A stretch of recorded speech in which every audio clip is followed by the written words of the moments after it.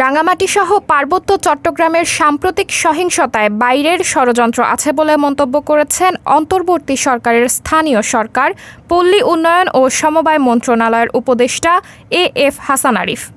শনিবার ২১ সেপ্টেম্বর রাঙামাটি সেনানিবাসে স্থানীয় বিভিন্ন রাজনৈতিক ও জাতিগোষ্ঠীর নেতা এবং নিরাপত্তা বাহিনীর সঙ্গে মতবিনিময় শেষে সাংবাদিকদের এসব কথা বলেন তিনি বলেন, বৈঠকে সবাই বলেছেন আমরা সম্প্রীতি চাই, কিন্তু জানি না কোথায় ছন্দপতন হচ্ছে।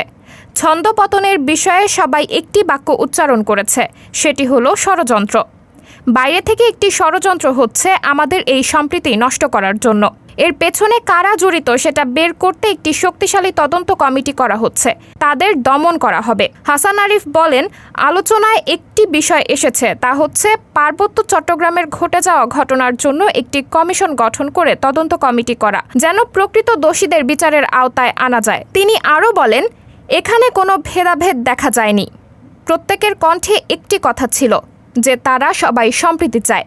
ফলে আশা করি রাঙামাটি সুন্দর ও সম্প্রীতির শহর হিসেবে বাংলাদেশ ও বিশ্বে উজ্জ্বল হয়ে থাকবে। এ সময় স্বরাষ্ট্র মন্ত্রণালয়ের উপদেষ্টা লেফটেন্যান্ট জেনারেল মোহাম্মদ জাহাঙ্গীর আলম চৌধুরী, পার্বত্য চট্টগ্রাম বিষয়ক মন্ত্রণালয়ের উপদেষ্টা সুপ্রদীপ চাকমা, পুলিশের আইজিপি মোহাম্মদ মইনুল ইসলাম, চট্টগ্রাম ২৪ পদাতিক ডিভিশনের GOC major general Mohammad Mainur Rahman, Rangamati region commander brigadier general Shawkat Osman, জেলা প্রশাসক Mohammad Mosharraf Hossain Khan, police super doctor S M. Farhad Hossain সহ প্রশাসনের ঊর্ধ্বতন কর্মকর্তা এবং স্থানীয় নেতারা ছিলেন।